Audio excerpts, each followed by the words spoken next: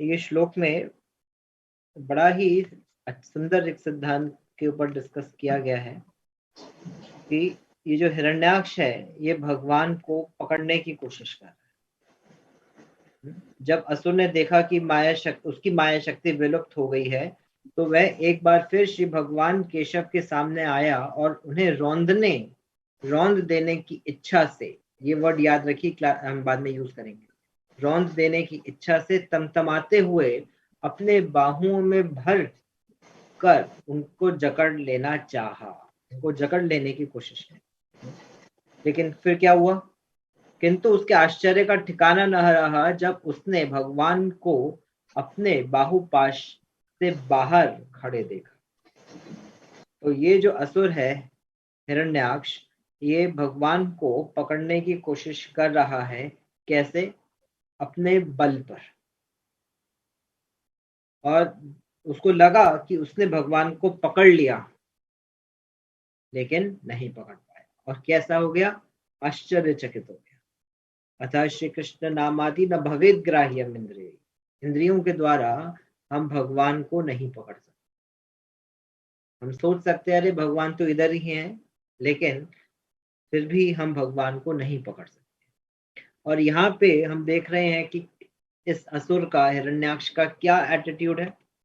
वो बहुत ज्यादा द्वेष कर रहा है, उसके अंदर अहंकार है अपने बल का। इसलिए फिर भगवान भगवत गीता में भी बोलते हैं, अहंकारा बलम दर्पम कामम क्रोधम च संशता मम आत्मा पर देहेशु परदृष्टवान्तो भूयो सका। मतलब मिथ्या अहंकार, बल, दर्प, काम और क्रोध से मोहित होकर आसुरी व्यक्ति अपने शरीर तथा अन्यों के शरीर में स्थित भगवान को समझ नहीं पाते और उन भगवान को पकड़ने का, उनको मारने का कोशिश करते हैं। और फिर क्या करते हैं? वास्तविक धर्म की निंदा करते हैं। तो यहाँ पे जो है ये हिरण्याक्ष अपने अहंकार, अपने बल से जो है पूरी तरह से कंटैमिनेट उसकी बुद्धि हो चुकी है, और उस बल के कारण सोच रहा है कि मैं भगवान को पकड़ लूंगा, जो कि पॉसिबल नहीं है। भगवान को हम अपने अहंकार से, अपने बल से नहीं पकड़ सकते। ऐसे ही एक सिमिलर इंसिडेंट हम लोग देखते हैं, जहाँ पे जो है एक बार भगवान जो है सिंपल अपना नॉर्मल वॉक कर रहे हैं, आराम से धीरे धीरे वॉक कर रहे हैं, और कालनेमी नाम का जो राक्षस है वो भगवान को पकड़ना चाहता है। और वो बहुत तेजी से भाग रहा है, और भगवान अपनी नॉर्मल स्पीड पे चल रहे हैं, सिंपल। और कालनेमी को लगता है कि मैं अभी भगवान को मैं पकड़ लूंगा, और वो बहुत तेजी से भागता है, लेकिन फिर भी वो भगवान को पकड़ नहीं पाता। तो भगवान को हम अपने बल से नहीं पकड़ सकते। इसी तरह से जो है, हम एक और एग्जाम्पल देखते हैं। ये तो आध्यात्मिक एग्जाम्पल हो गया। हम लोग नॉर्मल इस भौतिक संसार की चीजों को नहीं पकड़ सकते। जैसे जब आगे बहुत बड़ा रेगिस्तान होता है और बहुत तेजी से धूप चल रही होती है, हमें तो जानवर को लगता है कि आगे पानी है, तो वो क्या करता है? वो पानी के लिए भागता है, बहुत तेजी से भागता है। लेकिन जितना तेजी से वो भागता है पानी के लिए, उसको पानी उतना ही दूर दिखता है, और दूर, और भागता है और दूर दिखता है पानी। इस भौतिक संसार की चीजों को नहीं पकड़ सकते। अब यहाँ पे ये जानवर क्यों नहीं पकड़ पा रहा है? अज्ञानता के कारण। इसको अज्ञानता के कारण नहीं समझ में आ रहा है। और हम भगवान को क्यों नहीं जान पा रहे? अज्ञानता के कारण। हमें सही प्रोसेस ही नहीं मालूम है। अभी यहाँ पे जानवर को नहीं मालूम है क्या सही है क्या गलत है। वो जो पानी जैसा दिख रहा है वो है भी कि नहीं। लेकिन हमारे केस में क्या, भगवान तो है और खड़े भी हैं सामने, लेकिन हम फिर भी नहीं पकड़ पा रहे। हम्म? तो हमारा सिचुएशन जो है जानवर से नीचे हो जा रहा है। कैसे? क्योंकि जानवर तो उस चीज को पकड़ने की कोशिश कर रहा है जो कि है ही नहीं, और हम उस चीज को पकड़ने की कोशिश कर रहे हैं जो है, लेकिन होने के बाद भी नहीं पकड़ पा रहे। मतलब हम लोगों का जो प्रोसेस है भगवान को पकड़ने का, वो सही नहीं है। अहंकार और बलम दर्प, अहंकार और बल के बेस पे हम भगवान को पकड़ने की कोशिश कर रहे हैं। जैसा भक्तिविनोद ठाकुर जी भी बोलते हैं कि मेरे अकेले के भजन करने में कोई भी बल नहीं है। और कई बार हम कहते हैं कि हमारे भजन में बल है, हमारे भजन में बल है। और ये चीज हर लेवल पे ऐसा सोचा जा रहा है। जो लोग इस्कॉन से कनेक्टेड नहीं है, बाहर हैं, कई बार वो लोग क्या सोचते हैं कि हमें गुरु की क्या जरूरत है। हम हम हम लोग जो है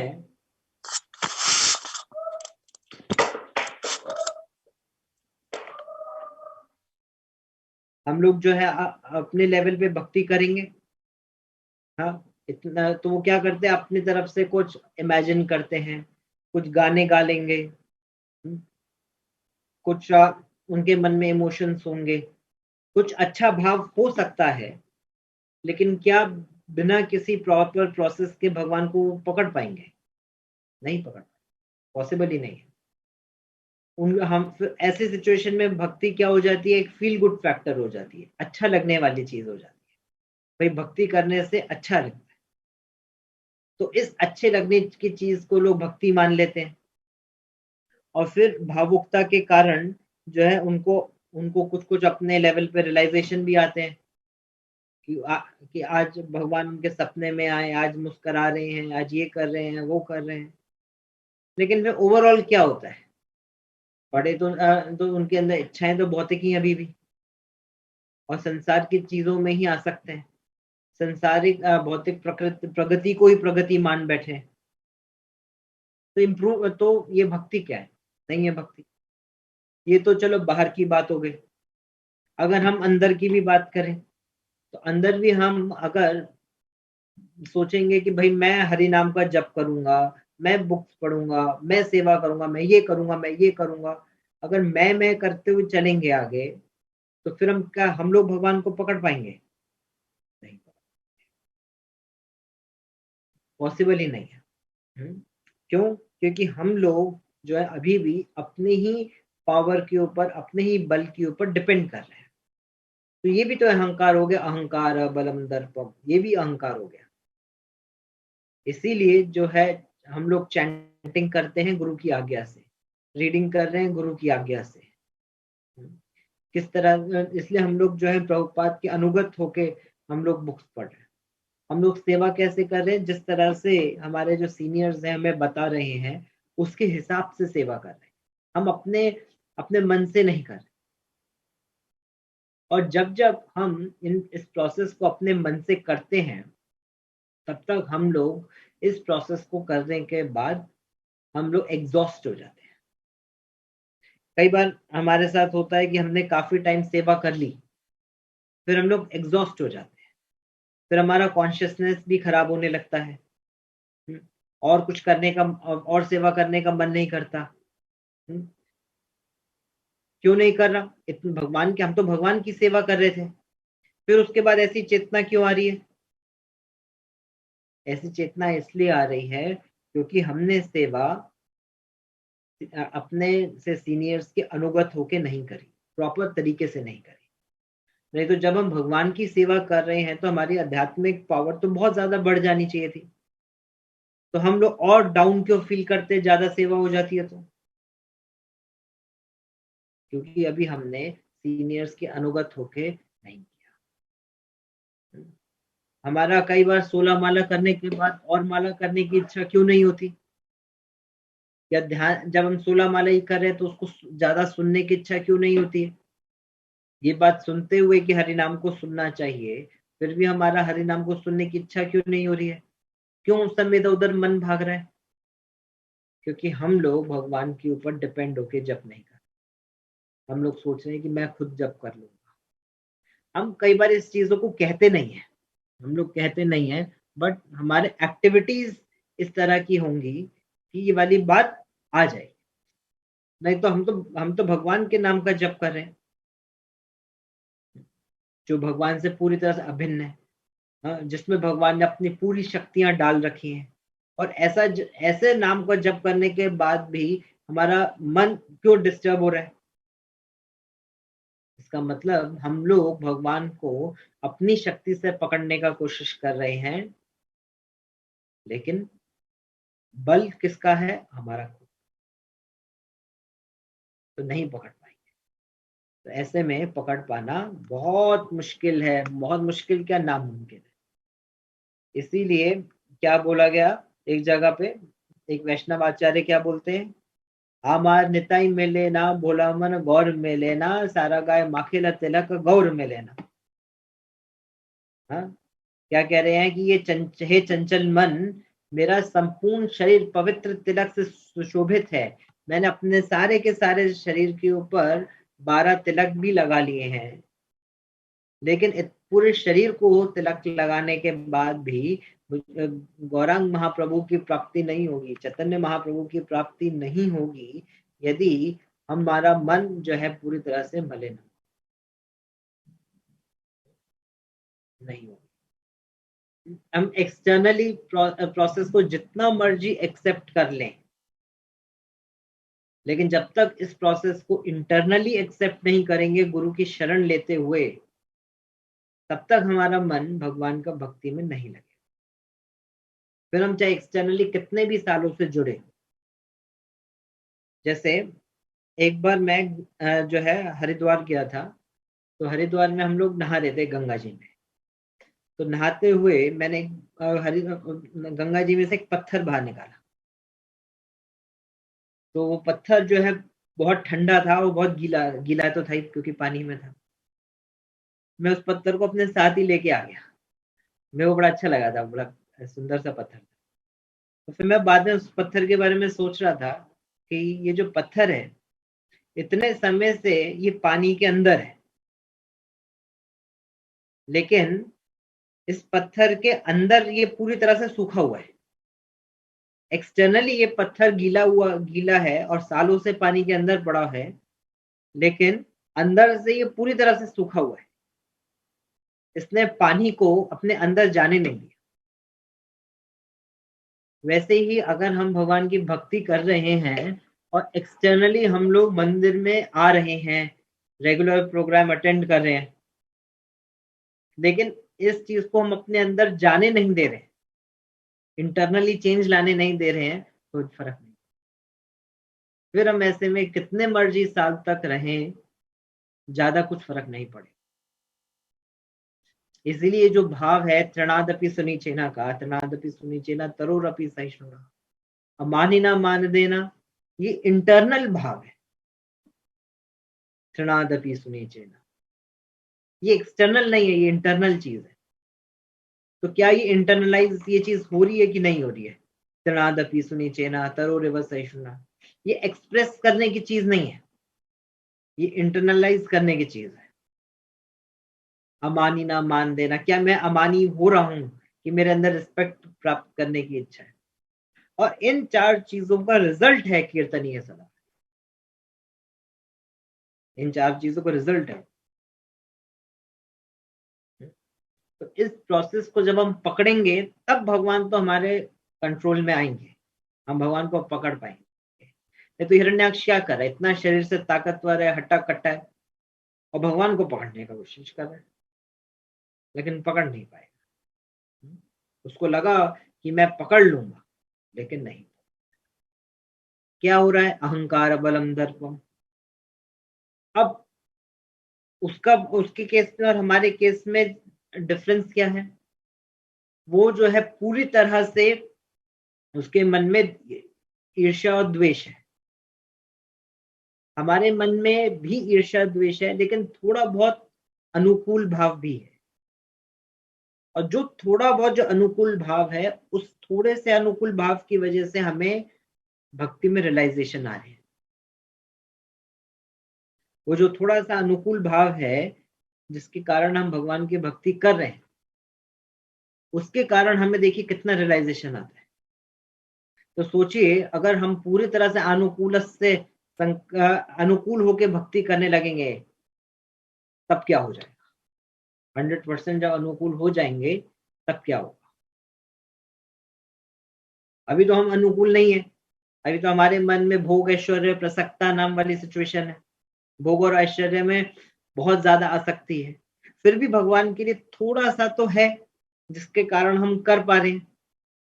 उस थोड़े से की वजह से हमें रियलाइजेशन भी आ रहा है। हम रोज जप कर रहे हैं, सब प्रोसेस का पालन कर रहे हैं, नियमों का पालन कर रहे हैं, तो इतना रियलाइजेशन आ रहा है थोड़ा सा अनुकूल होने की वजह से। तो सोचिए जो व्यक्ति पूरी तरह से अनुकूल होगा उसका क्या सिचुएशन हो जाएगा। फिर भगवान ऐसे व्यक्ति के लिए, ऐसे भक्त के लिए फिर भगवान बोल देते हैं अहम भक्त पराधीना। मैं ऐसे भक्त के लिए कैसा, मैं उस भक्त के अधीन हूं। तो यहाँ पे भगवान को पकड़ोगे क्या, भगवान अधीन हो जा रहे। तो हमें अपने आप को यहाँ पे करेक्ट करने की जरूरत है। अब एक और चीज यहाँ पे देखिए कि हिरण्याक्ष जो है भगवान को पकड़ने का प्रयास कर रहा है। हिरण्याक्ष क्या कर रहा है, भगवान को पकड़ने का प्रयास कर रहा है। अब देखिए 3 तरह के प्रयास अब हम देखते हैं। एक हिरण्याक्ष का प्रयास हो गया भगवान को पकड़ने का, एक यशोदा माता का प्रयास हो गया छोटे से कृष्णा को पकड़ने का दामोदर लीला में। हाँ? अब दोनों में क्या डिफरेंस है। हिरण्याक्ष भगवान को पकड़ने, देखो दोनों ही भाग रहे हैं। हिरण्याक्ष भी भाग रहा है भगवान को पकड़ने के लिए, लेकिन किस भाव से भाग रहा है, प्रतिकूल भाव से, द्वेष के भाव से भाग रहा है, अहंकार बलम दर्पम के भाव से भाग रहा है, तो नहीं पकड़ पा रहा है भगवान। और यशोदा माता भी भाग रही है कृष्ण के पीछे पकड़ने के लिए। देखो यहाँ पे श्लोक में वर्ड यूज किया गया केशव, तो हिरण्याक्ष जो है केशव के पीछे भाग रहा है और यशोदा माता दामोदर के पीछे भाग रही है। तो अब ये यशोदा माता जो छोटे से दामोदर के पीछे भाग रही है तो वो भी तो प्रयास कर रही है ना, और हाथ में लाठी लेके भाग रही है, छड़ी लेके भाग रही है, एक्सटर्नली गुस्से में आके भाग रही है। हाँ? हिरण्याक्ष भी जो है अपने हाथों में अस्त्र लेके भाग रहा है और क्रोध में भाग रहा है। दोनों एक ही जैसा सिचुएशन क्रिएट कर रहे हैं, लेकिन देखो कार्ड क्या डिफरेंस है। यशोदा माता जो है प्रतिकूल होकर प्रयास कर रही है, वो भगवान से प्रेम करके प्रयास कर रही है, और इस प्रयास के कारण क्या हो रहा है, वो कृष्ण को आनंद दे रही है। ये यशोदा माता कृष्ण को आनंद दे रही है। तो जब वो कृष्ण को आनंद दे रही हैं, उनका सब प्रयास किस लिए, कृष्ण को आनंद देने के लिए। इसलिए आप देखिए, और भगवान के प्रतिकूल नहीं, अनुकूल है। क्यों गुस्सा कर रही है कि इसने जो है मटकी फोड़ दी, अब दूध किसको पिलाऊंगी, इसी के लिए दूध बनाया था, अब इसको इसका पोषण कैसे होगा, इसलिए तो गुस्सा की कर रही है। तो ये भाव है। तो एक प्रयास हो गया जो हिरण्यकश्यप कर रहे हैं, हिरण्याक्ष कर रहे हैं। एक प्रयास हो गया जो यशोदा माता कर रही है। एक और विशेष तरह का प्रयास है अत्याहारा प्रयास प्रजल्पो नियमाग्रह। वो भी एक तरह का प्रयास है जो हम करते हैं। हिरण्याक्ष भगवान से द्वेष करके प्रयास कर रहा है, यशोदा माता भगवान से प्रेम करके प्रयास कर रही है, और हम लोग प्रयास कर रहे हैं भौतिक संसार की चीजों को प्राप्त करने के, अति प्रयास कर कि मुझे ये मिल जाए, ये मिल जाए, ये मिल जाए। और हमारी सिचुएशन कैसी हो रही है, उस जानवर के जैसे जो कि रेगिस्तान में जो है प्रयास कर रहा है पानी को पकड़ने का, धूप में। वो भी एक तरह का प्रयास हो गया, नहीं पकड़ पाएंगे। पकड़ पाते तो अभी तक हम लोग सुखी हो जाते हैं, हैप्पीनेस मिल जाता, सेटिस्फाइड हो जाते हैं। अगर हैप्पीनेस मिल भी गया तो परमानेंट हैप्पीनेस नहीं मिला, मिक्स्ड हैप्पीनेस मिला। मिला हैप्पीनेस, लेकिन और हमारा जो डिससेटिस्फैक्शन है उसका लेवल और बढ़ता जा रहा है। लेकिन दुख की बात यह है कि ये चीज जानते हुए भी हमारा जो है दृढ़ संकल्प नहीं बढ़ रहा। कैसे हम सब कुछ इस बात को समझते हुए अब हम भक्ति में कन्विक्शन के साथ लग सके, ये नहीं हो पा रहा है। कहीं ना कहीं हमारे हृदय की जो दुर्बलता है वो सामने आ जाती है। शूद्रम हृदय दौर्बल्य, हृदय की दुर्बलता जो है सामने आके खड़ी हो जाती है। हमारा हम लोग प्रयास कर रहे हैं, लेकिन भौतिक संसार की चीजों को प्राप्त करने का प्रयास, भगवान की भक्ति को प्राप्त करने का प्रयास नहीं कर, थोड़ा सा कर रहे हैं भगवान की भक्ति को प्रयास करने का, उसी के कारण तो आज हम यहाँ पे टिके हुए हैं। लेकिन मेजरली हम लोगों का फोकस कहाँ रह रहा है? कैसे हमारा बिजनेस अच्छा हो जाए, फैमिली अच्छी हो जाए, जॉब अच्छी हो जाए, सबके अच्छे घर में पढ़ाई हो जाए, हमारे पास इतना इनकम आने लग जाए। मोस्टली हमारा प्रयास हमारी चिंता एंजाइटी किधर आ रही है? एंजाइटी कहाँ पे आ रही है, ये इंपॉर्टेंट है। तो एंजाइटी हमारी इस डायरेक्शन में ज्यादा आ रही है। हमारा आज जो है ऑफिस में या फिर बिजनेस में बहुत अच्छे से नहीं हुआ, तो हमें उसकी चिंता होती है। लेकिन आज हमारी 16 माला अच्छे से नहीं हुई, इस चीज की चिंता नहीं होती। हम लोग सोचते चलो ठीक है, कोई बात नहीं, ज्यादा कुछ लगता नहीं है, वो तो गई ना। फिर आज बिजनेस में कोई मतलब कोई सेल नहीं हुई, अगर कोई किसी ने दुकान खोली है या फिर कोई बिजनेस खोला, सेल नहीं हुई, उसका दुख होता है, चिंता होती है। लेकिन आज हमारे पूरे दिन रीडिंग नहीं हुई भागवत की, इसकी चिंता नहीं हो रही है। कोई बात नहीं है, कल कर लेंगे, कभी और कर लेंगे, 2-4 दिन बाद कर लेंगे। तो हमारा चिंता कहाँ जा रही है, ये डिपेंड। तो कहाँ पे हमारे प्रयास हैं, वो बहुत ज्यादा इंपॉर्टेंट है। अब चौथे प्रयास की बात करते हैं। 3 प्रयास हमने डिस्कस किए। एक हिरण्याक्ष का प्रयास, जो पूरी तरह से द्वेष से भरा हुआ था, तो पकड़ ही नहीं सकता। दूसरा प्रयास हमने देखा यशोदा माता का। तीसरा प्रयास देखा हमारा भौतिक संसार के प्रति। अब चौथा प्रयास क्या है जो भगवान हमें करने के लिए कह रहे हैं? वो क्या है? वो क्या प्रयास है जो भगवान हमें करने के लिए कह रहे हैं? तेषां सततयुक्तानां भजतां प्रीतिपूर्वकं ददामि बुद्धि योगम तम येन मामुपायते। सततम भजत माम, कैसे? प्रीति पूर्वकम, भगवान को भजो कैसे? प्रीति पूर्वक। और कब तक भजो? सतत, कंटिन्यूअसली, रेगुलरली भगवान को भजन करो। उससे क्या होगा? भगवान वो बुद्धि देंगे जिसके माध्यम से हम भगवान के पास आ सके। भगवान वो बुद्धि देंगे, अभी तक हम अपनी बुद्धि से कर रहे हैं। देखो, यहाँ पे एक लेक्चर में प्रभुपाद जी ने बड़ा सुंदर बताया, मेरे को बहुत अच्छा लगा। यहाँ पे प्रभुपाद जी बता रहे हैं वहां पे लेक्चर में कि यहाँ पे भगवान बुद्धि योगम क्यों बोल रहे हैं? ददामी बुद्धि योगम तम, ये भी बोल सकते थे ददामी बुद्धि तम। तो बुद्धि योगम क्यों बोल रहे हैं? क्योंकि बुद्धि बोलते तो अहंकार बलम दर्पम वाली बुद्धि हो जाती, लेकिन बुद्धि योग बोले मतलब योग का मतलब है जुड़ना। तो वो बुद्धि दे रहे हैं जो हमें कृष्ण से जोड़ेगी, तो अनुकूल बुद्धि देंगे। ऐसी प्रतिकूल बुद्धि जो अहंकार से ग्रसित हो सकती है, ऐसी बुद्धि नहीं। ऐसी बुद्धि देंगे जो भगवान से कनेक्ट। कब कब देंगे? जब सततम युक्त जो है भगवान का भजन करेंगे। कैसे भजन करेंगे? प्रीति पूर्वक करेंगे, तो हम भगवान को पकड़। तो ये वाला प्रयास है जो हमें करना है।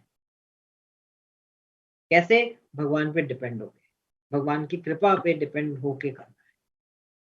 लेकिन क्या केवल भगवान की कृपा पे डिपेंड होके हो जाएगा? ये बड़ा इंपॉर्टेंट क्वेश्चन है। कई बार हम यहाँ पे भी अटक जाते हैं। हमें भगवान की कृपा पे डिपेंड करना चाहिए, तो क्या भगवान की कृपा पे डिपेंड होके हो जाएगा? नहीं हो। भगवान की कृपा पे डिपेंड होके नहीं होगा। क्यों नहीं होगा? क्योंकि जब तक हमें भगवान की कृपा को देने वाला व्यक्ति नहीं होगा, तब तक नहीं होगा। इसीलिए गुरु की, इसीलिए वैष्णवों की जरूरत है। तो भगवान की कृपा, वैष्णवों की कृपा मिलेगी भगवान के भक्तों के द्वारा। भगवान की कृपा मिलेगी भगवान के भक्तों के द्वारा। तो ये जो हम लोग प्रयास कर रहे हैं, हमारे ये जो प्रयास हैं, ये वेरीफाई होने चाहिए भगवान के भक्तों के द्वारा। जैसे हम लोग कुछ भगवान की सेवा करना चाहते हैं, तो हम लोग भगवान की कृपा पे डिपेंड है। लेकिन क्या वो चीज रिक्वायर्ड है? क्या हम लोग सही चीज सही समय पे कर रहे हैं, सही तरीके से कर रहे हैं, नहीं कर रहे हैं, ये कौन बताएगा? ये तो भगवान के भक्त बताएंगे। इसीलिए तो हमें जरूरत है भगवान के भक्तों के ऊपर डिपेंड करते हुए प्रयास करने की। इसलिए आप देखो भक्ति विनोद ठाकुर जी भी क्या बोलते हैं, ललिता विशाखादि जता सखी वृंदा, आज्ञाय करीब सेवा चरणारविंदा। यद्यपि भक्ति विनोद ठाकुर जी कह रहे हैं राधा कृष्ण प्राण मोर युगल किशोर, वो कह रही कि राधा कृष्ण मेरे प्राण हैं, लेकिन सेवा कैसे कर रहे हैं?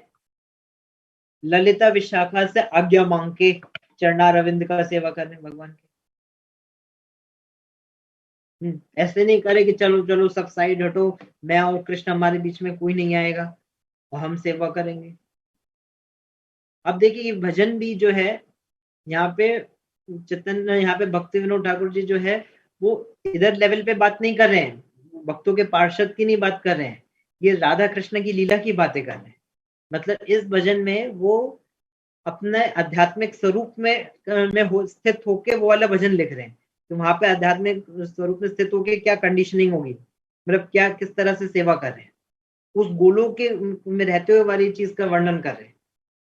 मतलब यहाँ पे इस भजन को जब बता रहे हैं भक्ति विनोद ठाकुर जी, तो अपने मंजरी स्वरूप में बता रहे हैं। तभी तो लिख रहे हैं कि ललिता विशाखा से आज्ञा मांग के मैं सेवा करने जा रहा हूँ। महाप्रभु की लीला का नहीं बोल रहे हैं, या फिर बाकी अपने कंटेम्प्रेरी भक्तों की बात नहीं कर रहे हैं, ललिता विशाखा से आज्ञा मांगने की बात कर रहे हैं। मतलब ये अपने मंजरी स्वरूप की बात कर रहे हैं वहां पे। उस इतने हाई लेवल के स्वरूप में होके वो कह रहे कि मैं ललिता विशाखा से आज्ञा मांग के राधा कृष्ण का सेवा करूंगा, ना कि मैं अब डायरेक्ट जाके सेवा करूं। मतलब भक्तों के संग में भक्तों से आज्ञा मांग के सेवा की जाए, ऐसे नहीं कि हम अपने मन से कुछ भी कर। और फिर नेक्स्ट दो लाइन में जो है हमारे लिए सिद्धांत को क्लियर कर देते हैं। क्या बोलते हैं आगे भक्ति विनोद ठाकुर जी, श्री कृष्ण चैतन्य प्रभु दासे अनुदास। सॉरी ये भजन जो है भक्ति विनोद ठाकुर जी का नहीं है, नरोत्तम दास ठाकुर। सेवा अभिलाष करे नरोत्तम दास। क्या कह रहे हैं कि श्री कृष्ण चैतन्य प्रभु दासेर अनुदास। तो पहले बोल रहे हैं कि ललिता विशाखा से आज्ञा मांग के किया, ये उनके लेवल की लाइन हो गई। हमारे लिए क्या अंडरस्टैंडिंग है, जो चैतन्य महाप्रभु की लाइन में जो आ रहे हैं भक्त दासेर अनुदास, उनकी उनसे उनकी गाइडेंस में रहते हुए हमें सेवा करना। तो ये हमारे लिए सिद्धांत है। तो जब हम इस तरह से गाइडेंस में रहते हुए सेवा करेंगे, गुरु की गाइडेंस में रहते हुए सेवा करेंगे, तब जाके जो है हमारा प्रोसेस वो भगवान को आनंद देने वाला। जब तक हम लोग कृष्ण को सेवा नहीं करेंगे गुरु के गाइडेंस में रहते हुए, तब तक कृष्ण उसको रिकॉग्नाइज नहीं करेंगे। यस्य प्रसादात भगवत प्रसाद हो, यस्य प्रसादात न गति कुतो। तो जब तक गुरु को प्रसन्न नहीं करेंगे तब तक नहीं होगा। देखो एक्सटर्नली चीजें हो सकती है, एक्सटर्नली हम लोग नाम का जप कर सकते हैं, एक्सटर्नली भगवान के विग्रहों की पूजा कर सकते हैं, एक्सटर्नली हम लोग दीक्षा ले सकते हैं, ब्राह्मण दीक्षा भी ले सकते हैं, एक्सटर्नली हम लोग भगवान को भोग भी लगा सकते हैं। ये सब चीजें एक्सटर्नली कर सकते हैं, लेकिन इंटरनली ये सब चीजें एक्सेप्ट हो रही है कि नहीं हो रही है, यहाँ पे पॉइंट आ रहा है। हमने एक्सटर्नली मंत्रों तंत्रों के साथ जो है पंचरात्रि की विधि के साथ भगवान को भोग तो लगा दिया, लेकिन भगवान ने स्वीकार किया कि नहीं किया, ये इंपॉर्टेंट फैक्टर है। भगवान स्वीकार भी तो करने चाहिए ना। स्वीकार तो तभी करेंगे जब हम गुरु की गाइडेंस में रह के करें। जैसे चैतन्य महाप्रभु के पास जब रघुनाथ दास गोस्वामी आते थे, तो रघुनाथ दास गोस्वामी जी को चैतन्य महाप्रभु ने स्वरूप दामोदर के पास छोड़ दिए थे, स्वरूप दामोदर के पास छोड़ा था सब चीजें समझने के लिए। जैसे हमें भी गुरु के गाइडेंस में रहते हुए भजन करना है, तब जाके वो रिजल्ट देता चला जाएगा, तब हम भगवान को पकड़ पाएंगे।